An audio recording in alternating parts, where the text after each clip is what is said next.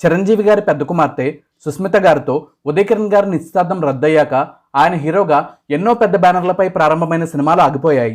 వాటిలో ప్రముఖంగా ఈ 11 సినిమాలని చెప్పుకోవచ్చు.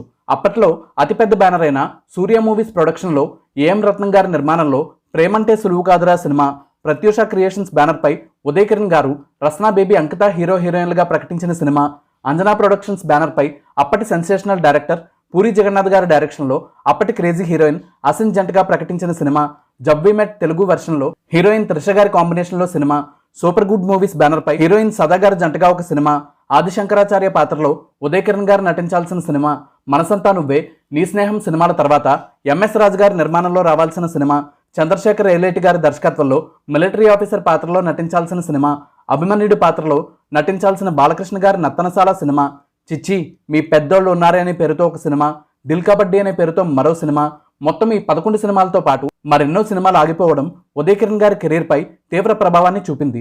ఉదయ్ కిరణ్ గారి గురించి మరెన్నో ఇంట్రెస్టింగ్ విశేషాల కోసం ఈ షార్ట్ వీడియోలోనే మన ఛానల్ పేరు కింద కనిపిస్తున్న రిలేటెడ్ వీడియో ప్లే బటన్ లింక్ని క్లిక్ చేయండి.